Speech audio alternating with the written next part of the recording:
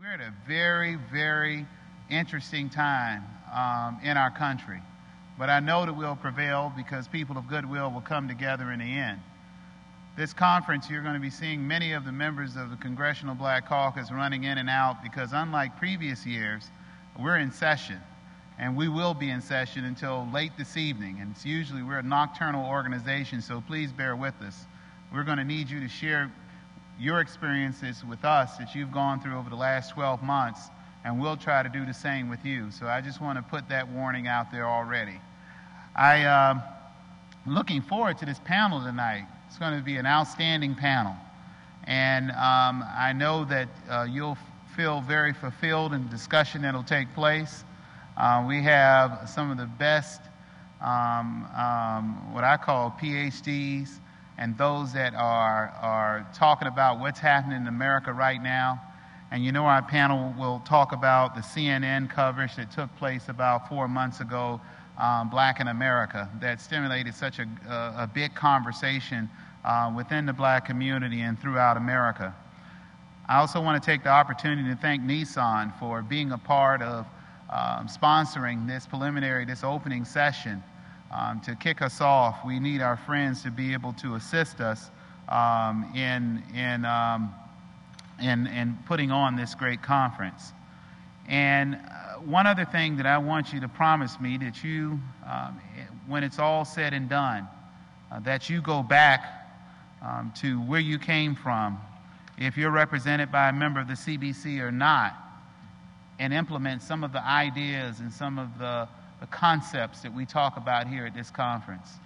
The people of New Orleans had better representation after we had our conference, after Hurricane, there's so many hurricanes now, Hurricane Katrina. I was just down in Haiti just a week and a half ago, so I got all kind of hurricanes in my head. Hurricane Katrina hit New Orleans. They had better representation out of not only the Congressional Black Caucus, but the entire Congress. With that, ladies and gentlemen, I want to bring on one of our dynamic members, not only our member, but our leader of the Congressional Black Caucus. She lives and works, and she represents the Motor City, Detroit. And she's my leader, the chair of the Congressional Black Caucus, Carolyn Cheeks Kilpatrick. Please bring her on. Thank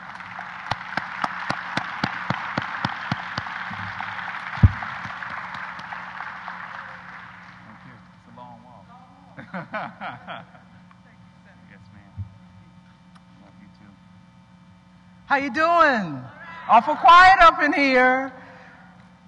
Embracing the promise, realizing the vision. That's why we're here. That's why you're here. I bring you greetings from the Congressional Black Caucus, giving honor to God, who is the head of my life. 42 members from 20 states. We represent over 40 million Americans in those states, including Washington, D.C. and the Virgin Islands. We're honored to be there to represent you. It is a wonderful time to be black in America now. We are being charged, and you are too, as we leave this place. And I heard the chairman say, we want you to leave here invigorated and ready to go back to take your own community. Embrace the promise of Harriet and Nat Turner, Denmark Vesey, and your own parents, as we realize the vision of being the strong people in America, black in America. So as we move forward throughout this weekend, just know that you have a role to play. There's over 86 different issue forms, from housing to financial security, to education, to the war. Get involved. We want you to meet people from across the country so that you build up your own base and have your own network that we might come together and embrace the promise and realize the vision. So my brothers and sisters, welcome on behalf of all of us. Enjoy the conference. Set the pace for the race. Let's build a new America together. God bless you.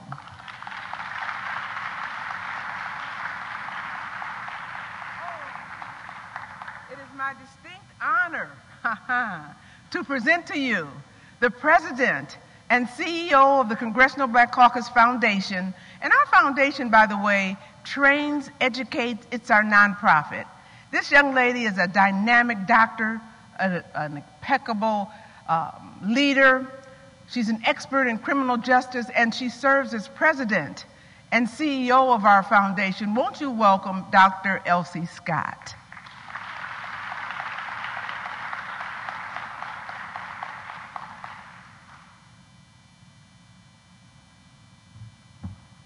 Good evening, everybody. We are so happy that some of you have joined us tonight. And as I speak, I see we have been joined by Congresswoman Donna Christensen from the Virgin Islands.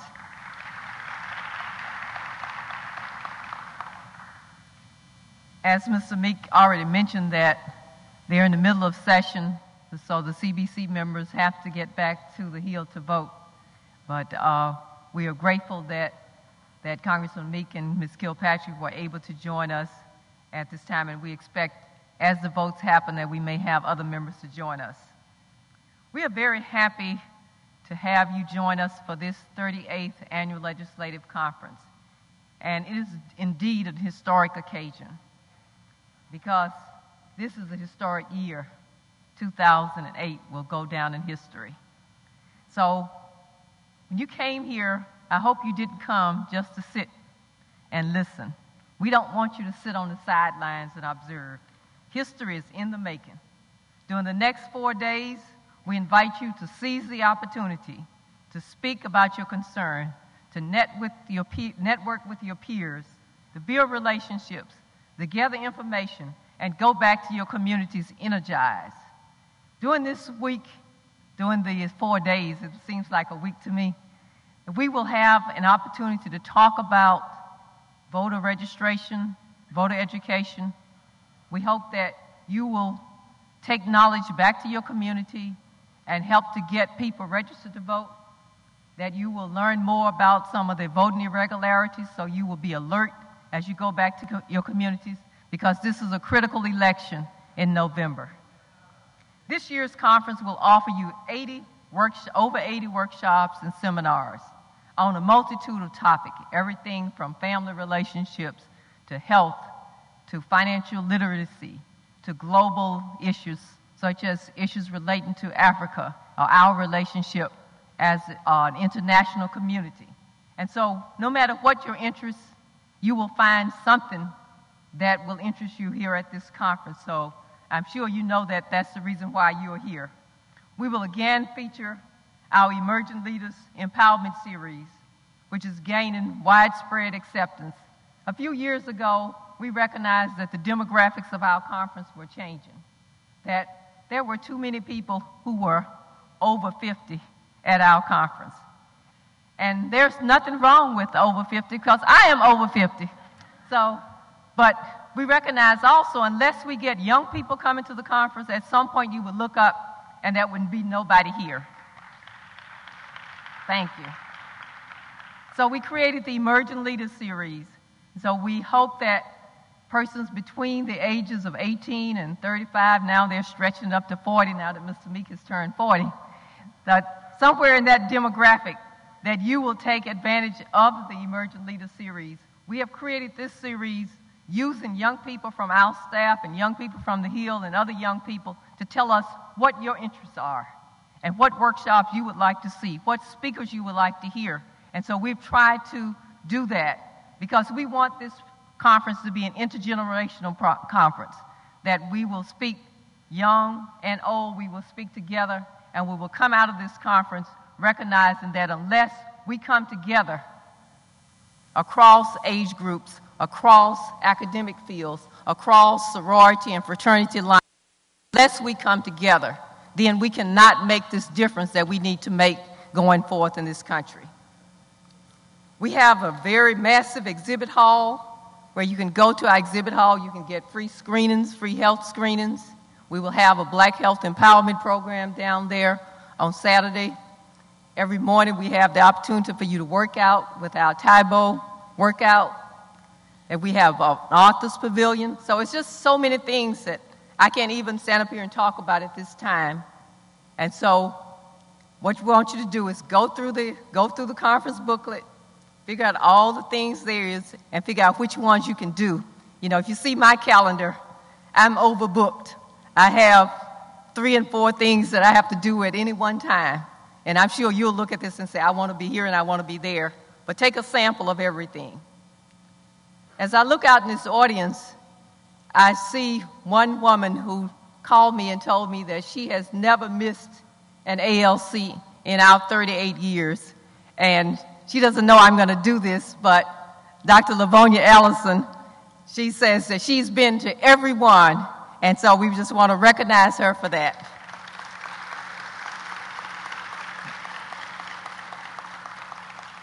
We would not be able to bring the quality of conference that we have without corporate sponsorships.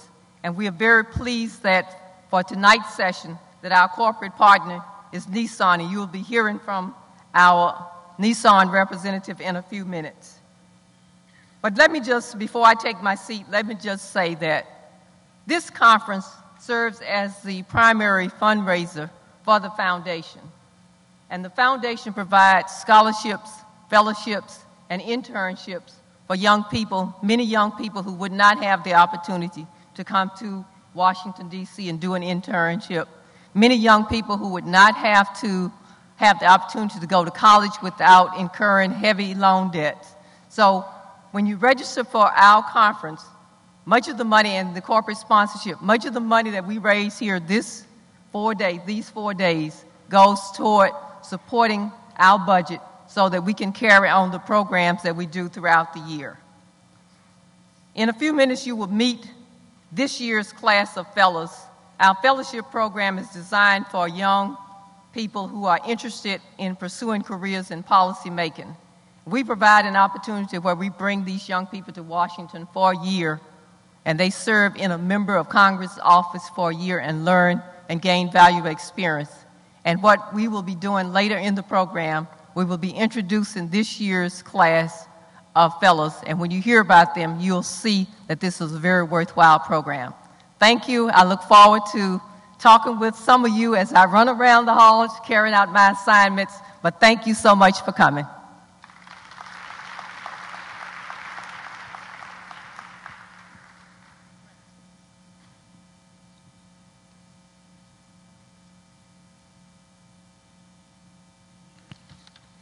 Ladies and gentlemen, please welcome the co-chairs of the annual Legislative Conference, Congresswoman Corrine Brown of Florida and Congressman Gregory Meeks of New York.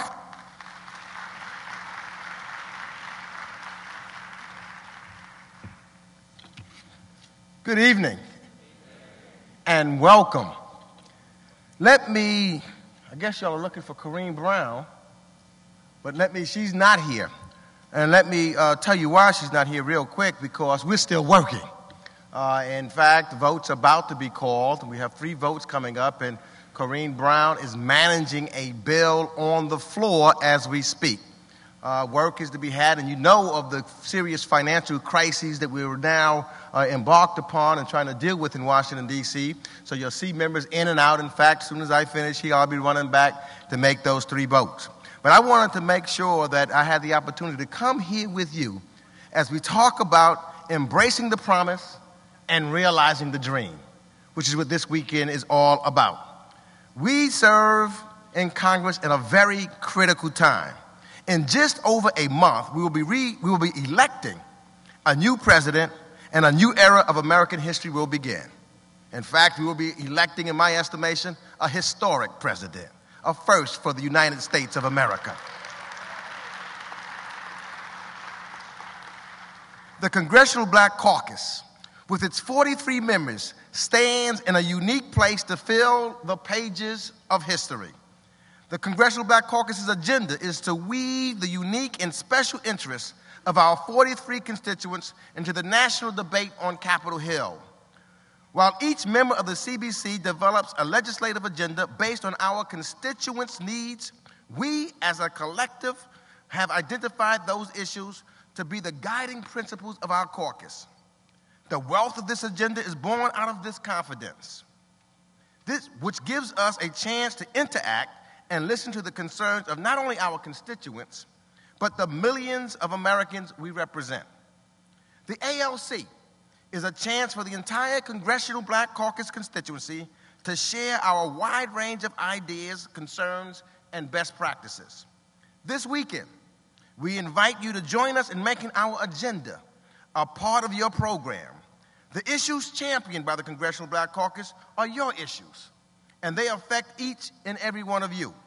So I invite you this weekend to contribute as much as you can, since what we do this weekend will impact our future. Let me tell you, the camera of history, as I said this morning, the camera of history is rolling. And you are a part of it. It is recording you and what you are doing in this historic time.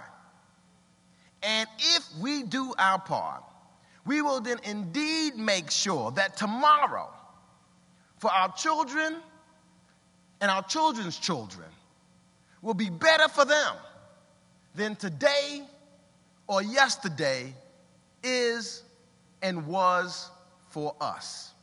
So enjoy the weekend, but more than that, contribute during the weekend. Learn during the weekend. Share during the weekend. And then go back home, and yes, we can make history. Thank you. God bless.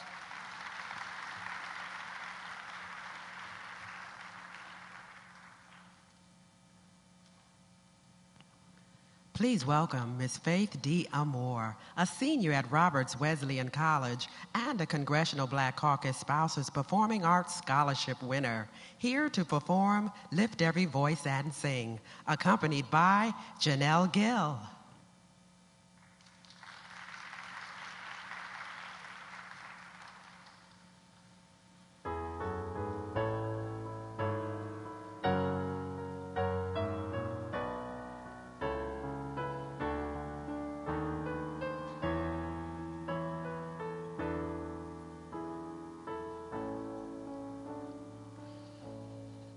Lift every voice and sing till upon heaven ring with the harmonies of liberty. Let our rejoicing rise high as the listening skies. Let it resound loud as the rolling seas. Sing a song full of the faith that the dark past has taught us. Sing a song full of the hope that the present has brought us, facing the rising sun of a new day begun. Let us march on till victory is won. Stony the road we trod, bitter the chastening rod, felt in the time when hope unborn had died, yet with a steady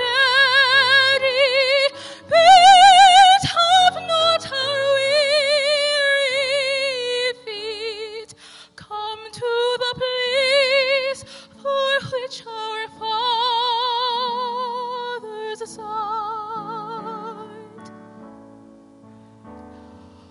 We have come over a way that with tears has been watered. We have come treading our path through the blood of the slaughtered, out from the gloomy past till now we stand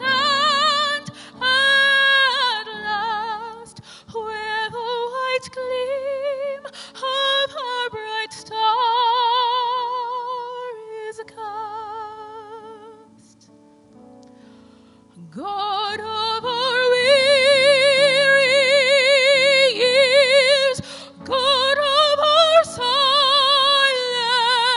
tears, thou who hast brought us thus far on the way, thou who hast by might led us into the light, guide us forever in the path we pray.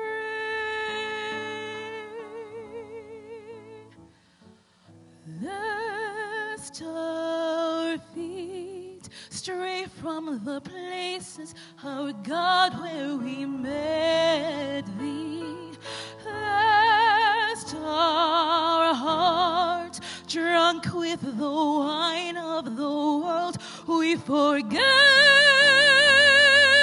thee, shadowed beneath thy hand, may we forever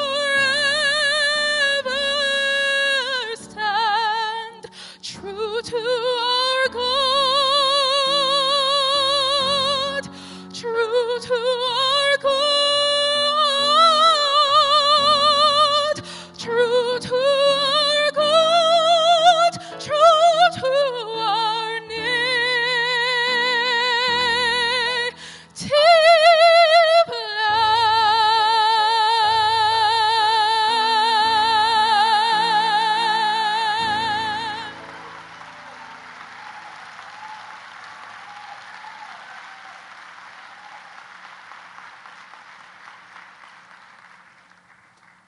Ladies and gentlemen, please welcome Dr. Lynn Jennings, our Education Programs Manager, who will introduce our 2008-2009 Fellows.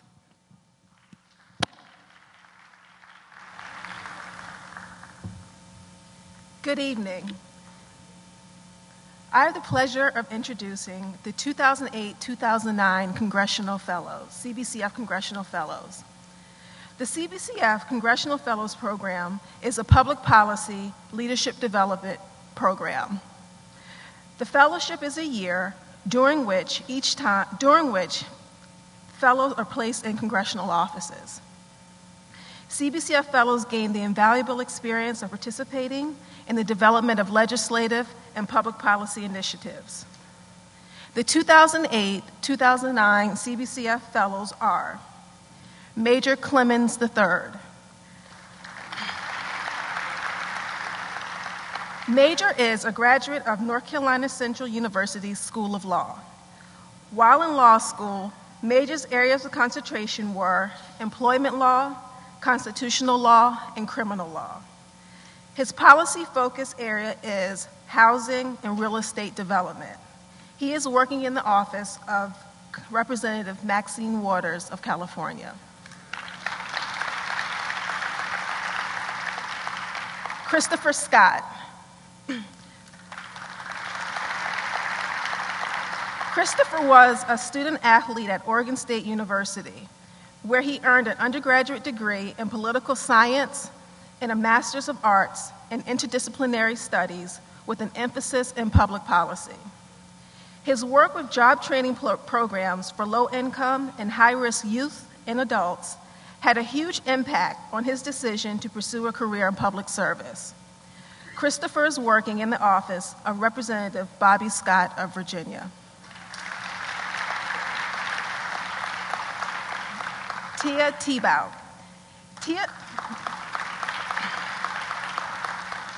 Tia completed the Teach for America program in June. She was a sixth grade language arts teacher in New York City. Tia earned a master's degree from Pace University and a bachelor's degree from Rider University, both in education. Her passion for improving the conditions in urban education has taken her beyond the classroom and into the public policy arena. Tia is working in the office of Representative Donald M. Payne of New Jersey.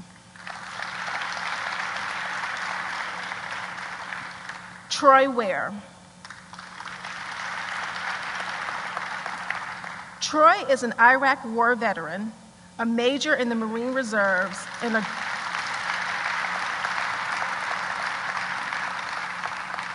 a graduate of the University of San Francisco School of Law. After completing a semester of law school, Troy was recalled to active duty for service in Iraq. Upon his return, he continued to serve in the reserves throughout law school. Internships in Thailand and China exposed Troy to international affairs, especially in the area of business and economic development. Troy is working on the Helsinki Commission, chaired by Representative ALC Hastings of Florida.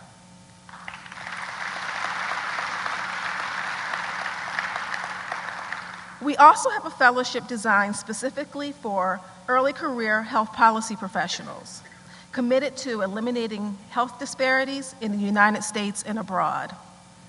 It is the CBCF Lou Stokes Urban Health Policy Fellows Program. Our two Lou Stokes Fellows are Julia Elam. Julia earned a law degree from Vanderbilt University Law School and a Master's of Public Health from Yale University. While at Yale, she received a Minority International Research Award from the National Institutes of Health and traveled to South Africa to research HIV risk and violence against women. Before attending law school, she worked for the Centers for Disease Control and Prevention as a public health analyst. Julia is working in the office of Representative Donna M. Christensen of the Virgin Islands.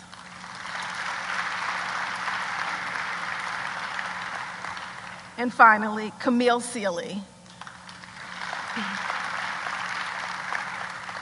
Camille earned dual undergraduate degrees in economics and philosophy from Boston College. After graduation, she joined Teach for America and taught for 2 years at an under-resourced school in North Philadelphia. While teaching, she completed a master's in education from St. Joseph's University. Camille recently graduated from Emory University with a master's in public health. Camille is working in the office of Representative Ed Towns of New York. Please give a hand to all of our 2008-2009 CBCF Fellows.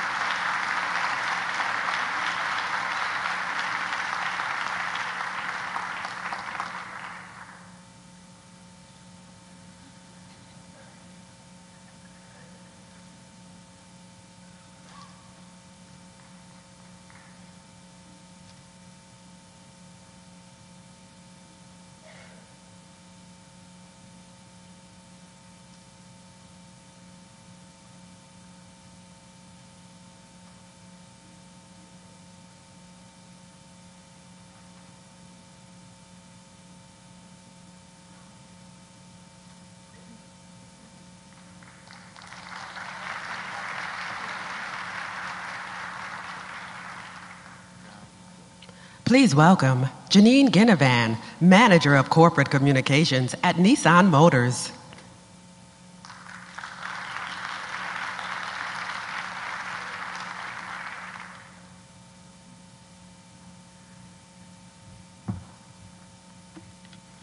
Good evening.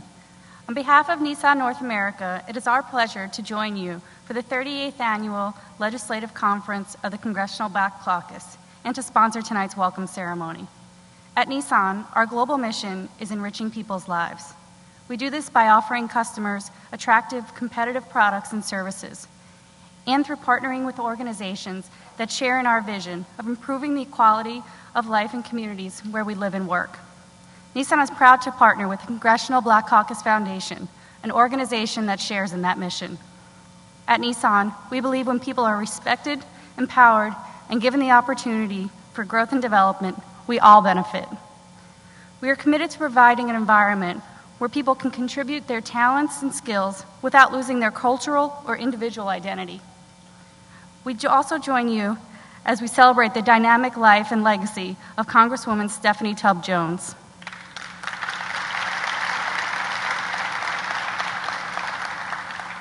Again, we are honored to partner with the Congressional Black Caucus Foundation and join you celebrating 38 years of civic and community leadership.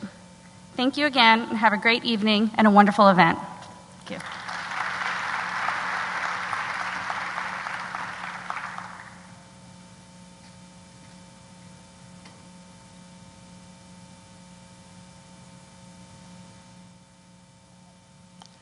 Earlier this year, many of us watched the program on CNN television discussing the African American community, CNN's Black in America, hosted by Soledad O'Brien. The program discussed important issues about the real lives behind the stereotypes, statistics, and identity politics that often frame the national dialogue about blacks in America. We will continue this discussion today. Leading this discussion will be Ms. Stephanie Brown, National Director, NAACP Youth and College Division.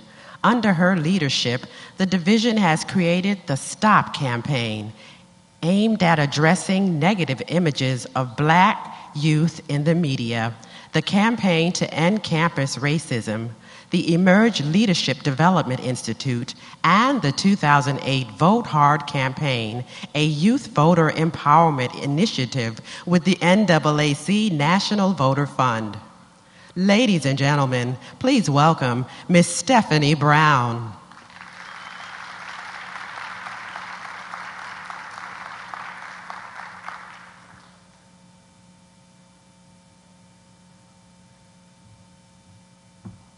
Good evening.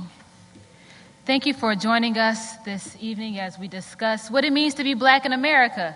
It is a beautiful day. We're happy that you all are here. We have a very enthusiastic panel that you will hear this evening, so I will get right into the introductions. Again, this panel will focus on what it means to be black in America, specifically given the fact that we have a major party who has endorsed or has put forward a black man as its candidate. We need to talk about what happens now before the elections, how do we mobilize our communities, but most importantly, what do we need to do post-elections to ensure that our issues and concerns get addressed by all the political leaders who are elected in November. So, without further ado, I will introduce our esteemed panel for this evening. First is Mr. Michael Eric Dyson, who is an ordained Baptist minister, writer, radio host, and Georgetown University professor, where he teaches courses in theology, English, and African American studies. Dr. Dyson's innovative scholarship combines cultural criticism and biography while focusing on race, religion, popular culture, and contemporary issues in the African American community. He is the author of 15 books, and he has attacked issues from hip-hop to Katrina to commercialization. Prior to his position at Georgetown, Dr. Dyson taught at the University of Pennsylvania, DePaul University, Chicago Theological Seminary, the University of North Carolina, and Brown University. Please join me in welcoming Dr. Dyson.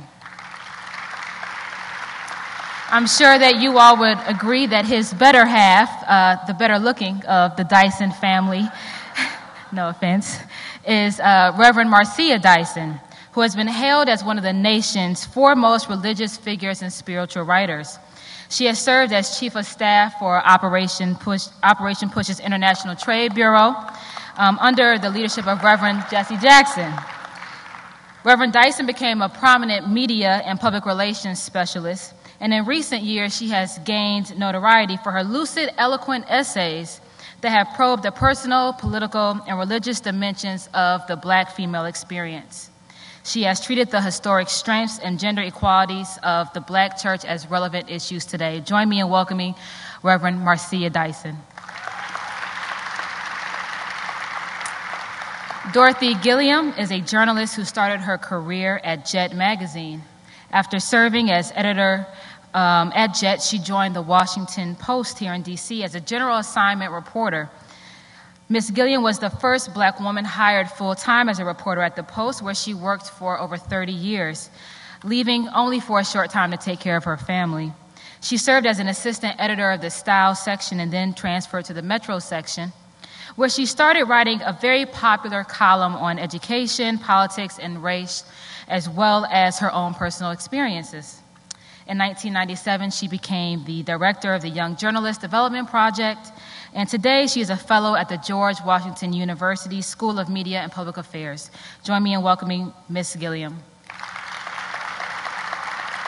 And last but certainly not least, we have Dr. James Peterson, who is a self-described hip-hop scholar.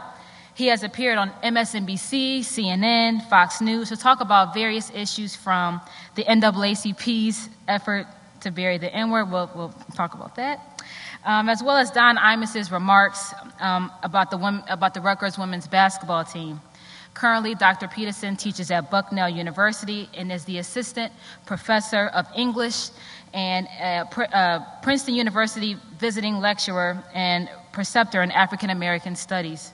He is the founder of Hip Hop Scholars, an association dedicated to research, development of the cultural and educational potential of hip hop. Join me in welcoming Dr. Peterson as well as our panelists. So this is going to be a very lively conversation. I know that these are some of the most honest and blunt people you will ever hear from, so I'm going to get right into it. There's been a lot in the media lately about our current administration and about Wall Street. The only word that I have to say to you all that I would like your perspective on is bailout.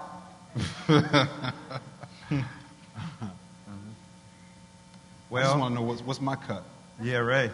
If they can bail out Freddie Mac and Freddie Mae, can they get the Jimmy Mac and how about that? Babalu, the Lehman brothers, the Jones brothers, and everybody else involved? I think obviously we're living at a time of extreme deficits. We live at a time of extraordinary capitalization and experimentation on the open markets. The open markets have been seen as nearly gods in the development of late monopoly capitalism in Western society and American civilization, the genuflection and the uncritical valorization and celebration of the market as if it's God. All of a sudden, God failed. And they blame Democrats, liberals, left liberals, and progressives for always wanting big government. What's bigger than digging into the pockets of our people, all American citizens, to produce the capital that they claim is not there to help the infrastructure for schools, that's not there to deal with the crumbling infrastructures in cities, that's not there to deal with the necessities of life for poor people, can't give no money. I know it's a better way that's unvernacular to suggest that in formal discourse. Ain't got no money for Katrina and for the folk in New Orleans and in Houston, and still having a problem even down in Galveston, but got plenty of dough to bail out these extraordinarily capitalized companies that, now I understand their role. I understand AIG's role. $85 billion bailout, and then another $75 billion liquidity. So we understand we got a $14 trillion economy here in America. But it does seem to me, with my naivete, I'm not an economist by training, but it does seem to me from street economics that I practiced long ago, that it seems to me that ain't good business. And it's not good business. And we got the head of Goldman Sachs, $70 million. That's a bunch of money being made. $24 million of local CEOs, and the disproportionate rate between their compensation and those at the bottom. I'm simply saying Democrats, liberals, left liberals, and progressives have constantly talked about and carped on the ability of the government to intervene in behalf of these people. And now the Republicans, who claim not to want to get in your life except to tell you if you can have a baby or not, and if they don't want to take care of the baby after the baby is here, they want to intervene in your private spaces, now want to dig into our capital to support what I think is very questionable practices. Off the top of my head, that's what I would say.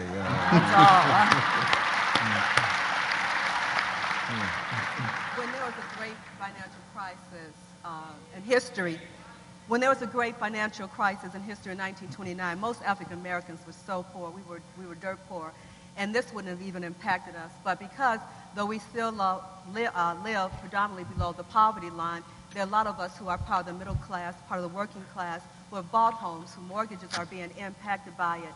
If this had happened 2 months ago, or even 2 years ago, we still may not have been electrified or excited about this moment in financial history, because I think the political campaign has heightened our acuity and awareness of it so that we're engaged in it, because this is something that we want whoever becomes president to answer, and answer now.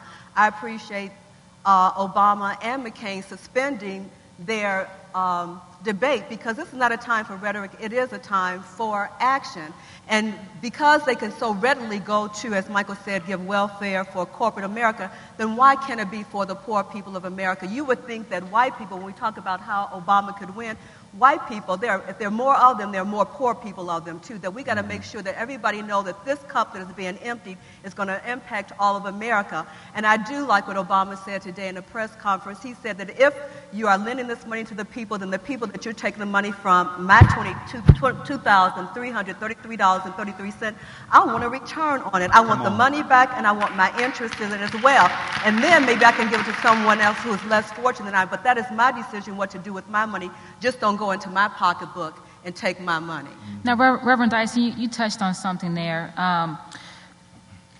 I think there's still some discussion about the suspension and you know how the campaigns are going to move forward.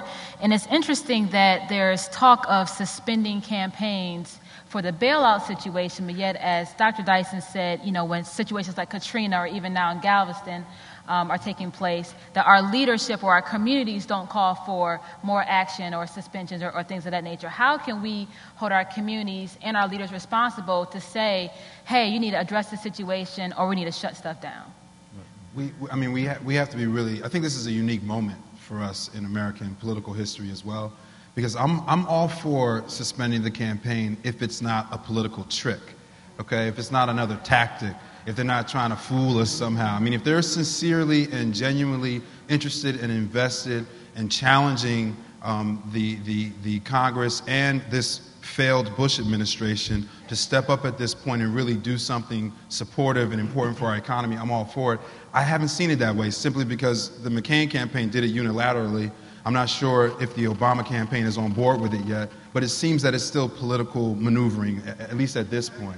And I mean, and the thing that we have to do as a people is we have to really support the Congress people, particularly a lot of people in the Congressional Black Caucus, as a matter of fact, who were saying to the Bush administration, wait a second, what is going on here? You know, we've been asking for money for schools, we've been asking for money for this, for that, for Katrina. Has anybody been to New Orleans lately? And all of a sudden, you guys magically have you got $85 billion to buy AIG. You got $700 billion because you want to bail out Lehman Brothers, this brothers, that brothers. How many black people work at these companies? How many black executives are there at these companies? How many people from our community are actually represented here? How much of our wealth is actually represented by this? So when it's time to bail them out, well, that's why I'm saying, what's my cut? You know what I mean? I've been working hard to pay my mortgage. I got one of these crazy jacked up adjustable rate mortgages, right? But I've been paying my mortgage every month. What, you know, how am I going to see some satisfaction for the money they're going to take out of my pocket to bail out people who are millionaires? How could it even be a question that they want to put a cap on CEO salaries?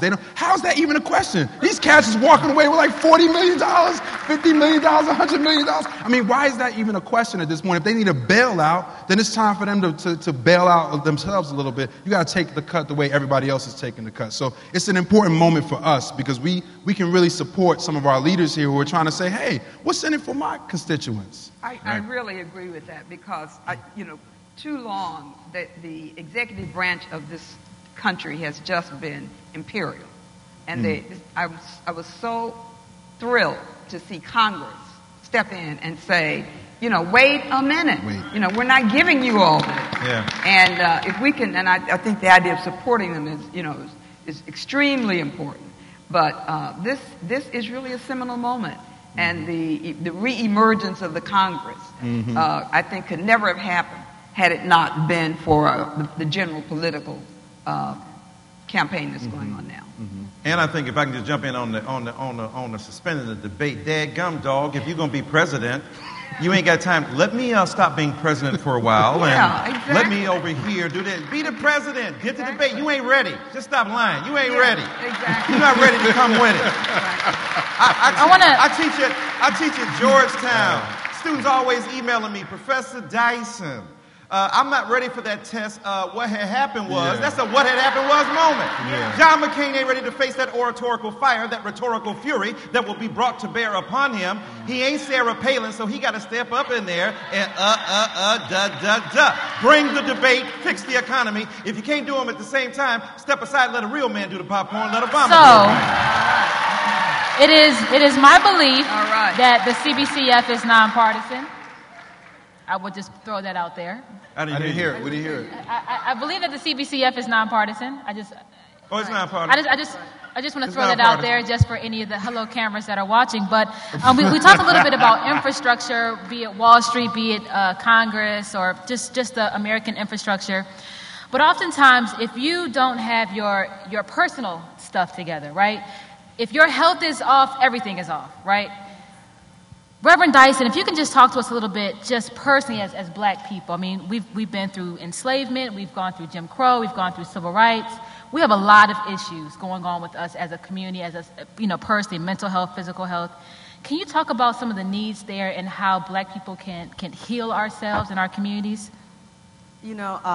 I teased earlier when people talk about, how did you get through Jim Crow? I said, besides Jim Beam on a Friday night. But that's a Friday night conversation. We have always been not fractured as a people, but surely fractured in spirit coming on the slave ships. And yet we were able to make it to the day where we see an African American going up for the highest office in our land. I think the one thing that sustained us during our segregation moments was the idea that, when you're on the same ship, you become a shipmate. And we like to throw around the African adage that it takes a village to raise a child, but it takes a healthy village to raise healthy villagers. That means that we really have to constantly go back through our churches and through our social agencies and make sure that we heal our children. We talk about health, but we don't talk about the environment, environmental racism, how that really impacts everyday living for our children. When you have an increase in lupus among African American women and breast cancer, obesity, I just said that we live predominantly below the poverty line, but we have so many fat African Americans. So we really need to look at not only what we eat or if we don't eat, but the nutrition, that is very important. But we need to also mandate, this, like I said, Dorothy, you had mentioned about, and James, about really supporting our congressmen all throughout the South. If you go to Mississippi and some of the Delta areas, you would believe that you were still in the 1960s and 20s and on back, that is so retro.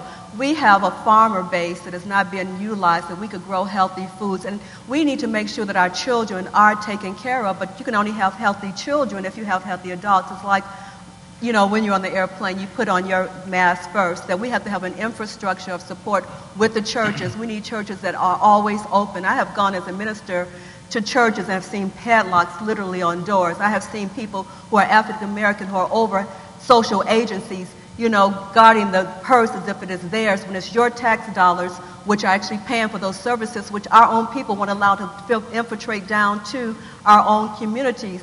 But we need more than just prayer. We need more than hope. We have to really have some action, and it really comes from the American public. It comes from the African American people themselves.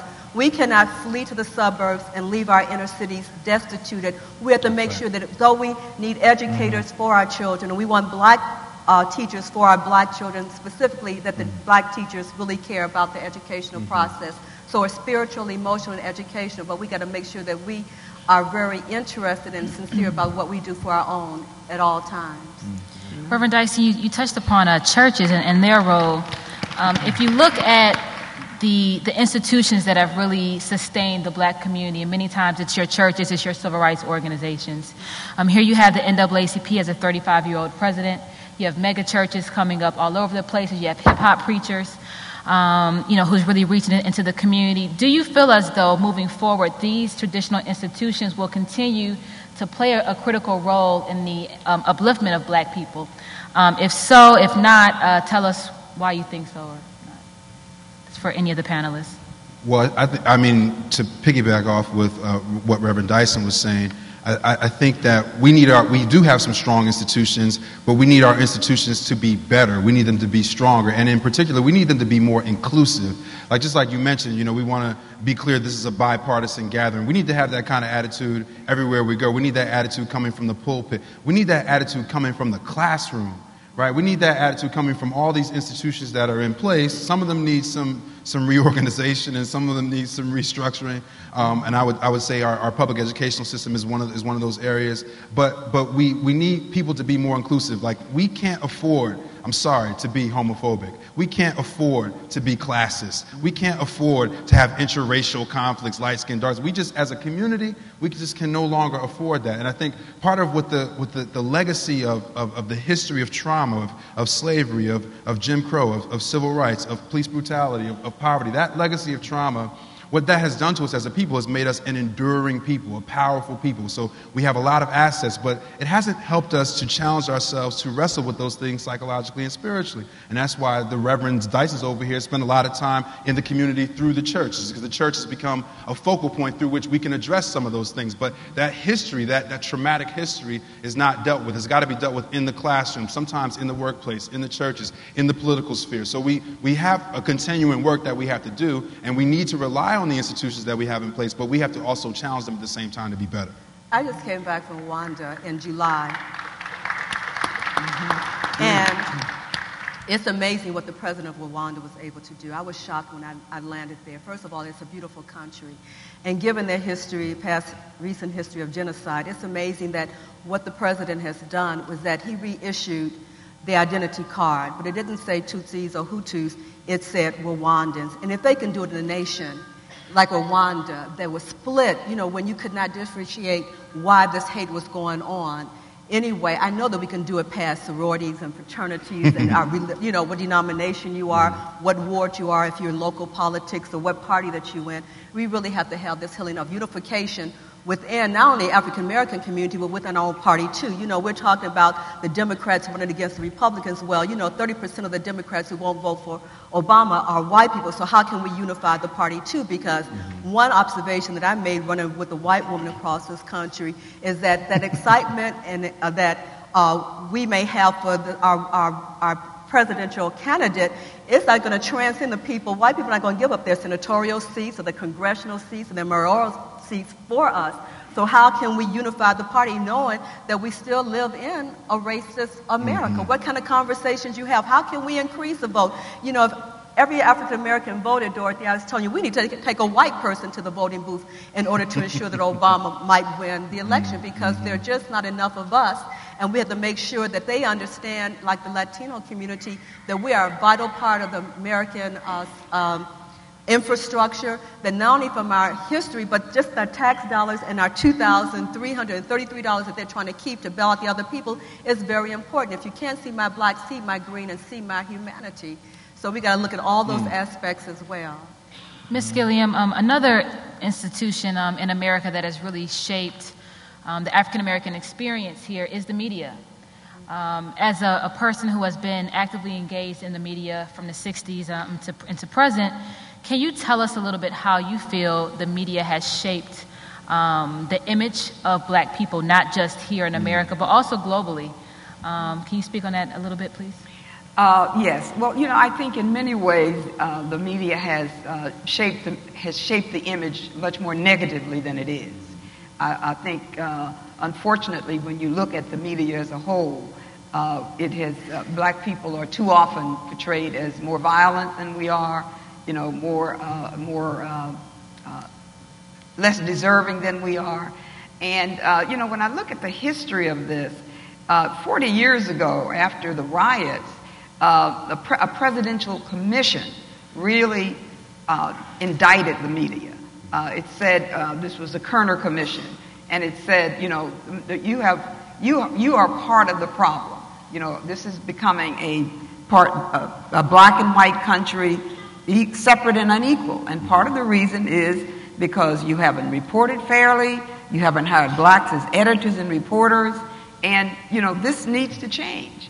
And what happened was that a group of, in the 70s, a group of minority reporters, including Bob Maynard, Nancy Hicks Maynard, I, and some others, we organized an organization called the Institute for Journalism Education.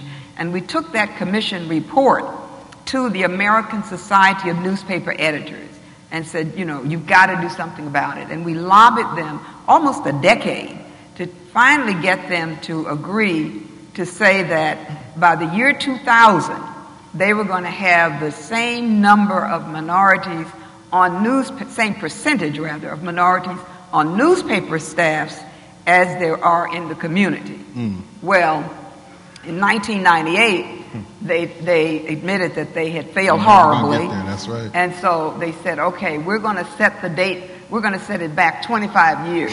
We're going to have the same percentage of minorities on newspaper staffs as as we have in the community by 2025. Won't be no more newspapers. Now, meanwhile, the nation right now is 1/3 people of color, at least, and the percentage of in mainstream media, only 1/7 of the people who make up mainstream media today are people of color, and that includes all minorities: Asian, African Americans, Latinos, Native Americans.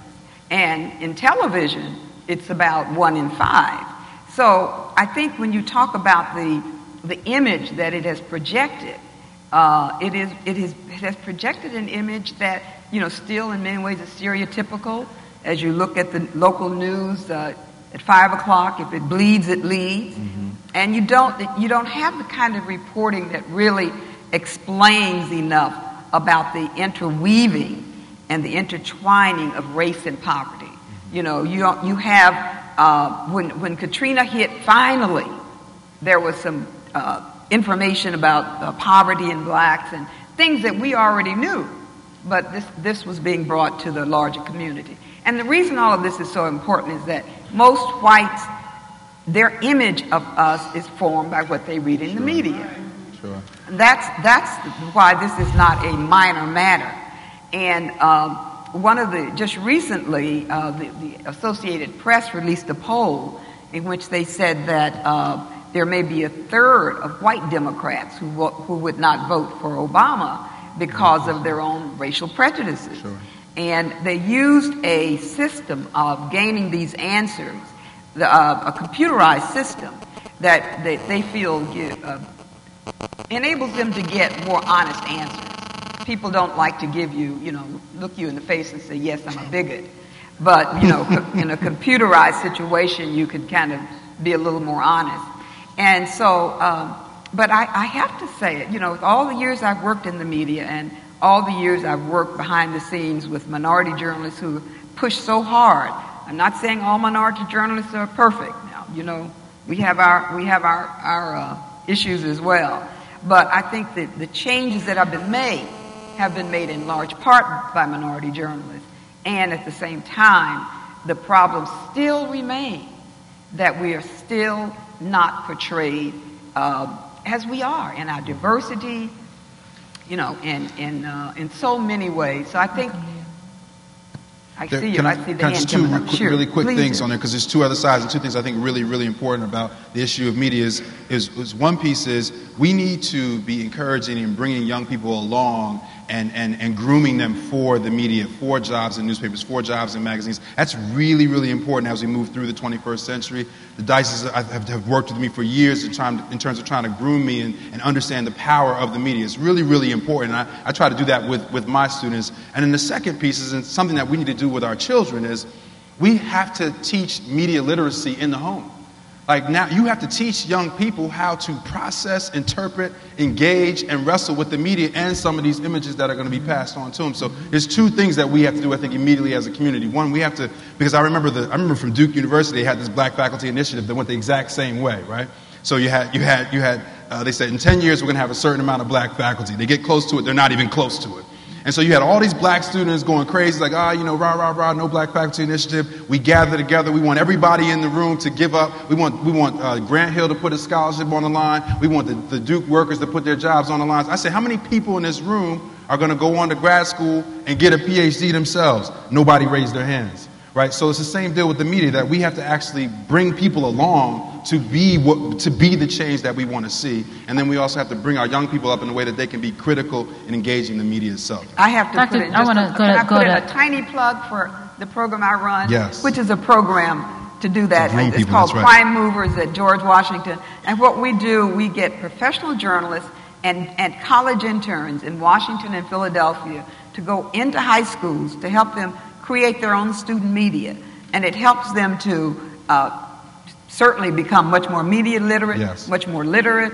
And, you know, there's so many advantages. And what I found in going, we focus on urban schools, and what I found is that, you know, the students are wonderful. They're just waiting for an opportunity. They're just begging That's right. for an opportunity. So I think that there's so many ways that all of us can give back and do exactly what you're saying. And let me Dr. jump- Dyson, could I- I'm going to ask you a specific sorry, yes, question. ma'am. Carrying on with the education theme, you know, we definitely know that education often translates into economic stability. We know that there is a crisis in American education. We also know that our peers overseas are having, you know, skyrocketing scores, and American children seem to be left behind even more and more on a global scale. There's statistics that say that only 2.5 of African American men and women make up top-level jobs in the private sector. So given all these situations, you know, how do we ensure that our black children are not left behind when you talk about global education, global economies that are emerging? How do we make sure that doesn't happen given our current state of American education system? Yes, ma'am. No, that's, you talking to me, Marcia? You, sir. Okay. Yeah, I think that's it's a great point. You know, when we talk about the educational lag, you know, we talk about the global marketplace and the global economy and the global technosphere and the competition over global resources, but we can't even get measured up from the city to the suburb when you think about it, right? If you've got a $60 million school in suburban Chicago, zoology, zoos, you know, different sciences that the young students can study, they got it right there. You can't even get a bathroom heated down on the south side of Chicago, west side of Chicago. There was a book that came out by Jonathan Kozol, you know, Savage Inequalities and others, but he documented how a few years back that black kids in the inner city were still reading that Richard Nixon was president because that's what the books say, right? So they ain't dumb. They're repeating what they read. But the books are out of step with history because they are secondhand, third-hand books, and the books are so outdated and outmoded. So you're talking about global processes and transformations. Thomas Friedman talks about the world is flat because the internet and cyberspace have now essentially flattened along with the concomitant rise of global monopolies, oligarchies, right? Oligarchies. And when you think about the way in which multinational corporations exist, the wealth exponentially being increased in this world is really transfers among 300 or 400 corporations, right? That's what we see at the bottom. So when you talk about education, you speak about us keeping up. You're talking about America qua America, America as America. But within these different and diverse communities that Ms. Gilliam talked about, that in 2000, the census said they first thought it was going to be a majority of colored people of color in another 50 years. Then they had to readjust and said, no, it's going to be about 25. So there's a lot of anxiety out here in dominant mainstream America because we realize that the dominant no longer will be the European/Caucasian American. And what that means then is that people of color are on the rise, but it doesn't mean that there is a corollary transfer of power and influence to those people of color. The same thing that happened in South Africa. You get the vote, but you ain't got the pocketbook. It's a critical difference, though you want to vote. But what's interesting is that just like in media, if I can throw this in right here, on Sunday morning, who are we hearing from? Now, I've been on some of these Sunday morning programs. I go on Bill Maher, I go on Meet the Press, all that kind of thing. But episodically, every Sunday, we are getting transformed in our consciousness by essentially older white men who have their way and say, and women increasingly, about what happens in America, as if Negroes ain't concerned about none of this stuff that goes on, as if we don't have stories to tell. Maybe if you listen to African American people who have been through terror for 400 years, you know how to deal with terror since 9/11. Maybe if you gave us a way to think about that. And I don't claim a kind of privileged access to suffering that creates a hierarchy of ours is worse than yours. No, I'm saying tap into all of these resources that are available in this nation. So when you talk about education, that's why it's so critical that famous black people can't go around the country putting their big feet on the vulnerable neck of poor black people saying it's your fault. Let me tell you why. Because what you end up getting is what you saw in that report that Reverend Dyson and Ms. Gilliam referred to. What did that report say from the Associated Press? 1/4, right, 1/3 of white people in the Democratic Party have negative viewpoints about black folk. That's right. So all of you, black politicians, black intellectuals, black comedians, black social critics, going out saying, you know, it's time for the civil rights movement to be over and you Negroes must now take up your own plight. It is your fault. Don't blame the white man, blame yourself. Well, guess what? The white folk believe you. So now they think it's your fault that you're in the condition you're in. I'm not talking about lacking social responsibility. Do you think Martin Luther King Jr. wasn't about personal responsibility? But he understood structural problems. Structural problems mean, as Jesse Jackson said, if you're trying to put your size 10 feet in a size 8 shoe, that's a structural problem. Right? Bring him back in the conversation. So what's interesting is that when we talk about white people believing what our post-racial leaders have taught us, that race no longer makes the central and significant and defining difference, white Americans who have no sense of nuance, history, or politics in the racialized fashion that is conducive to our history end up buying one aspect of that. It's your fault, you should do it. Therefore, they are antithetical, or in one sense, they are in one sense antagonistic to black people. Think we dumb, lazy, disinclined to study, when none of that is true. They really believe that black kids believe that you're acting white when you study. Right. That's one study in 1986 that has been replicated forever, and 50 other studies have been done to suggest that's balderdash, that's ridiculous. So I'm not just worried about white folk looking at media, I'm worried about Negroes looking at media, thinking the crazy things about their own kids. I say all that to say media literacy that Dr. Peterson talked about is critical. How do you stream it? Just because somebody famous with a bunch of money stand up and tell you something who happens to be black, don't believe the hype. Education is critical. If you go to societies where resources are distributed, like in our own society, folk who living in Prince George County and out in Fairfax and wherever else black folk go and got a tax base, your kids are doing fine. Even though those kids don't test as well as white kids, comparatively speaking. Now, why is it? Are they dumb too? Are they stupid? No. What Claude Steele, the twin brother of Shelby Steele, suggested, a psychologist at Stanford, is that we have stereotype threat. That even smart black kids, when told that they are dumber than white kids, test against them. There's a psychological inhibition that goes on that makes them do worse. But guess what? When white kids are told they're being tested against Asian kids, and they've been told that Asian kids are smarter than them, they don't do as well as either.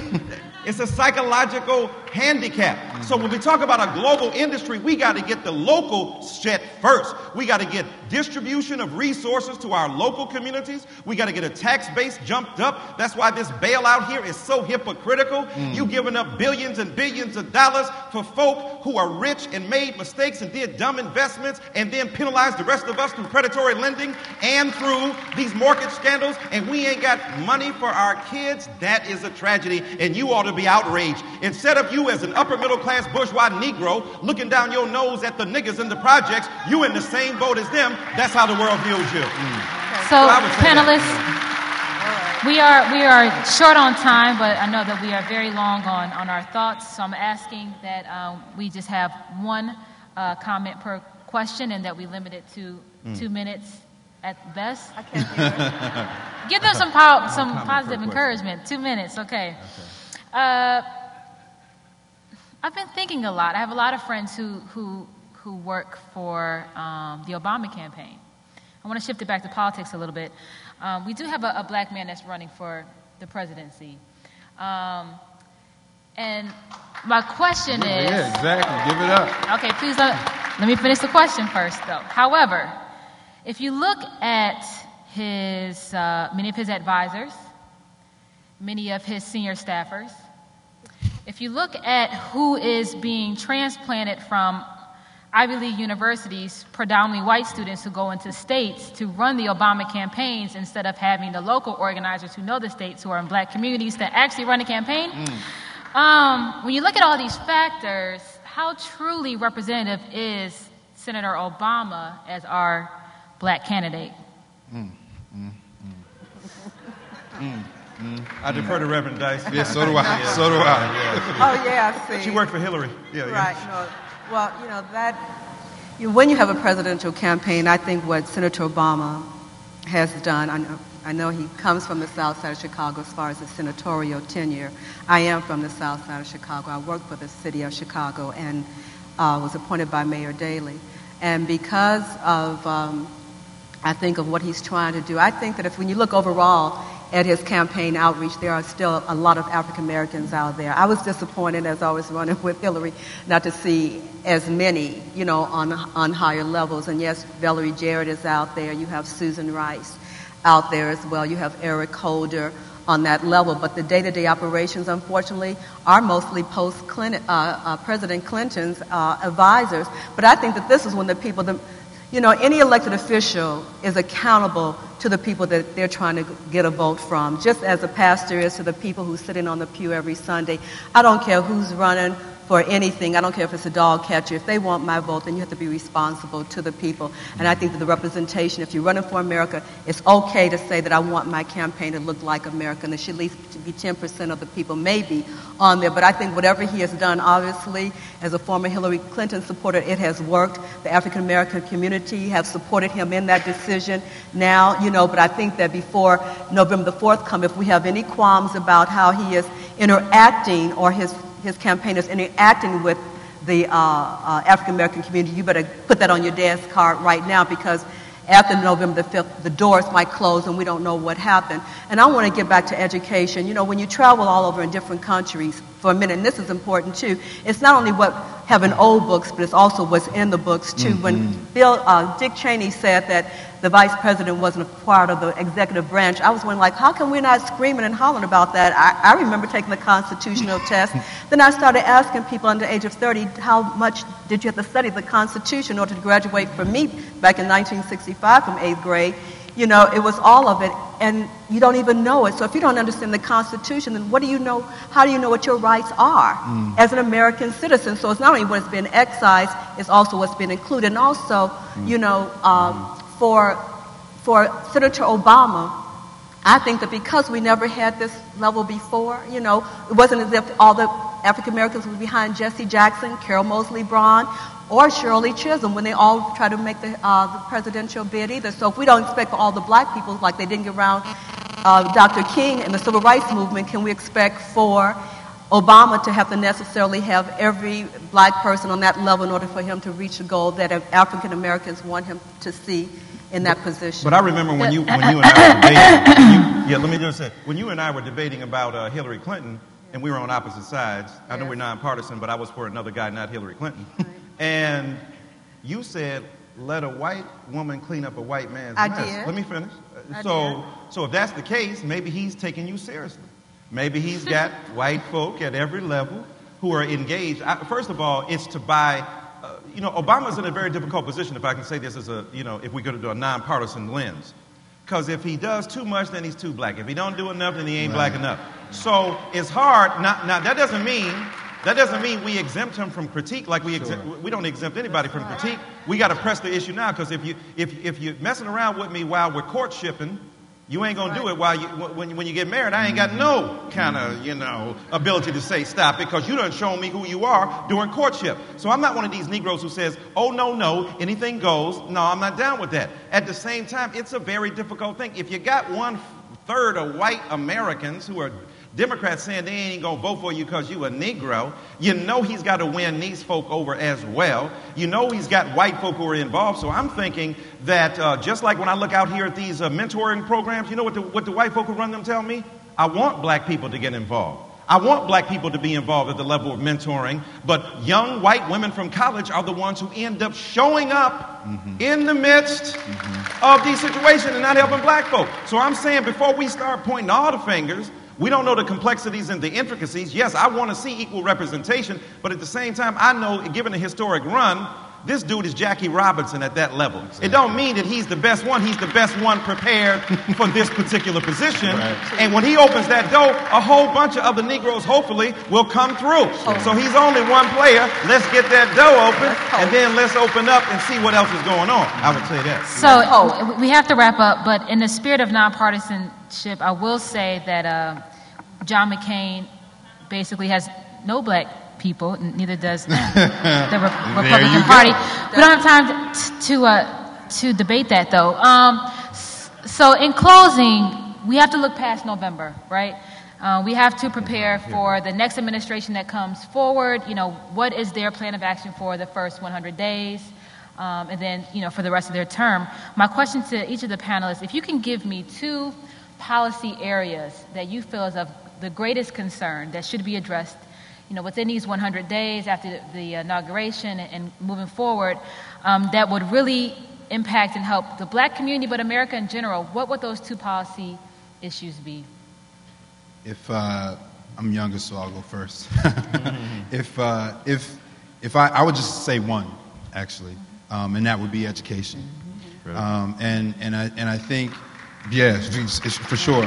I think education allows us to solve a lot of the other important problems. Like probably the 2 most important problems beneath that would be like energy and environment, right? But if our educational system is not right, then we're not going to be able to bring our community along to be able to troubleshoot some of those issues. You know, I love what the Children's Defense Fund is doing and what Marian Wright Edelman, the work she's been doing for years and years and years, while everybody talks about education, right? She's been doing some incredible work. And it's her work that I think that inspires me, because she says, look, they're building prisons for our kids. Right? They're not building schools. They got $700 billion for a bailout, but they're not building schools, right? They're building prisons for your kids. They look and see how many of your kids failing out of school, and they got a pipeline for them to go to prison. They privatize the prison system, right? I wonder if they're bailing out the prison system with this bailout, right? They privatize the prison system, and they set up a nice little room with a jail cell for those kids who cannot latch on to this sometimes racist, always outdated, overcrowded inner city school system. So what the Children's Defense Fund says is like, hey, we got to raise money to defend our kids from this particular system. How is it in the era of No Child Left Behind, we leaving more children behind, right? So NCLB is a farce. And our commitment to education has been lacking over these last decades. I would say that would be number one. Let's make it a policy. Let's incentivize young people. Forget these campaigns, no disrespect. Let's incentivize these young people from these great schools to come into the inner city and teach. Let's beef up Teach for America. Bail out Teach for America. Right? Let's incentivize young people to come into our public educational system, like get the personnel there, and let's pour on some resources. And then all these other issues that we're going to talk about, environment, energy, the war, media literacy, all those things will fall naturally from that. And again, if we can just have it to 1 minute, please. Sorry. No worries. I would add to that the issue of poverty, because I think that's totally intertwined with race in this country. And as we look at what has happened over the last 30 years in terms of jobs, where jobs have been outsourced, you know, there was a time, of course, when black men with a very small education could make a decent living, you know, buy a house, and support a family. Those jobs have left, you know, great parts of the country are just now, you know, the Rust Belts and these areas that once produced jobs are no longer there. And that's what has led to so much of the drug traffic and the crime that we see. So I think we have to also really address the issue of poverty and unemployment. So many of those people have stopped looking for jobs. They've stopped being counted, you know, but they're still here. And I think that we see so many so many problems that are related to that: homelessness, broken families, you know, the kind of things that Dr. Peterson was talking about in terms of the jail populations. So I think that would be my number one, in addition to education. And neither campaign is dealing with it. They talk about the middle class as if poor people don't exist. That's right. And that's the thing we got to hold account. I just want to jump in. Yeah, you get your point. But for me, it's economic development and education, because when you get education, you assume that you're going to be trained for either an entrepreneurial opportunity or an employment opportunity. They go hand in hand, because if you have education and you have means, then you also have then a voice and agency to protest when your government is not doing well for you. So you need education and economic development, whether through employment or entrepreneurship. Mm-hmm. Can I say something? Yes, I take all of those. I think, and they all go hand in hand. Poverty, economic development and surely the accumulation of wealth and education and employment. I mean, if you look at Diva Pager, a sociologist at Princeton University, who did a study, and y'all saw this, that you could be a white guy in New York with a prison record or with a criminal record, and you got as just as good a chance, if not better, to get a job than a brother who ain't never been to jail, who just looking for a job. So her conclusion was to be black in America is akin to having a felony conviction. I mean, just let that sink into your brain. And again, this is not about, and I hate this discourse of, are you going to be either a post-racial person who assumes agency and responsibility or a civil rights person who's going to victimize? That is just ludicrous. That's as Mike Tyson would say, that's a ludicrous kind of contrast, right? That is not even real. The point is, if you are dealing with cancer and somebody says, stop belly aching about being a victim. I have been victimized by cancer. It's real, right? The mitochondria in the cells is acting up. They're replicating at a devastating and lethal rate. And as a result of that, my body has been sieged, and therefore I need to aim some serious chemicals and radiation at them. That is a real process that acknowledges the empirical force and the material consequence of suffering. And so what happens here is that we don't often talk about that. A brother or sister trying to get a job is hard. First, they ain't got the right kind of name. Then they ain't got the right kind of locks. Then they ain't got the right kind of look. Then they ain't got the right kind of skin. They just ain't the right kind of people. And they want to do the job. And the thing we got to avoid here, of course, is them Mexicans and the illegal immigration, because black people are real susceptible to that right now. Yeah, it's them. And then we start pointing the fingers at them, and the reality is that's the same argument that the overlords used against white working class people when they talk about black people in the early part of the 20th century. Let's not fall into that trap. Just because Jose gonna work for $2.20 at a job you don't think he should be working at. First of all, Jose shouldn't have to work that job, but don't be mad if he do it because you didn't have it. You were not working it.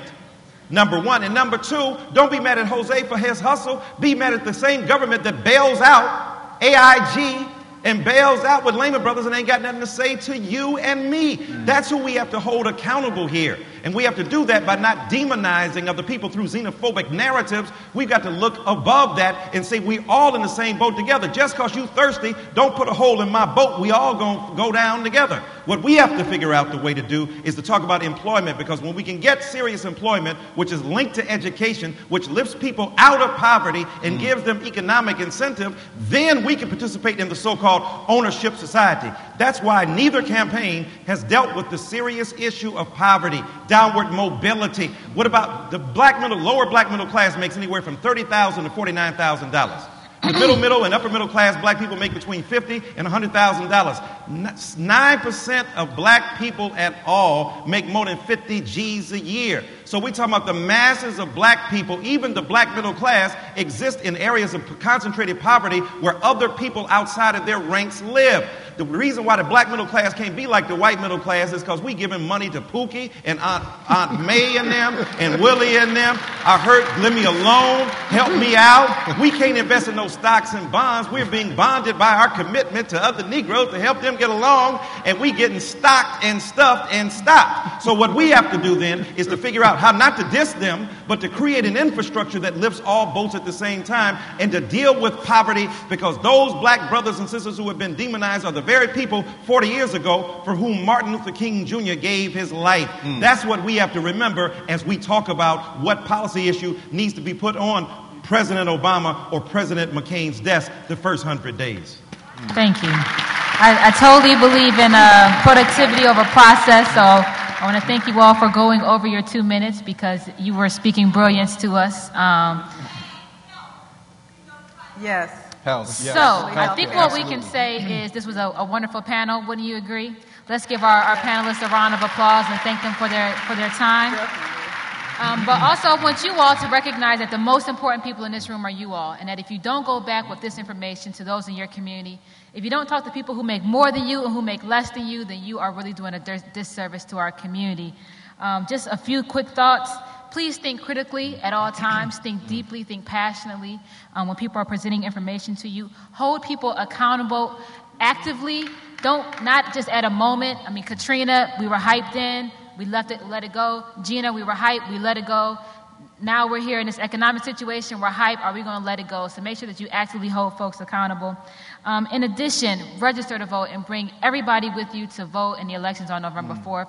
Thank you. Please spread the words, and we hope that you have a blessed rest of the time. Thank you, panelists. Yeah. Thank you all for joining us this evening. Please remember to join us at 9 a.m. tomorrow morning for a discussion on the foreclosure crisis. And don't forget to visit our wonderful exhibits in Exhibit Hall A from 12 noon to 7 p.m. Travel safely and good night.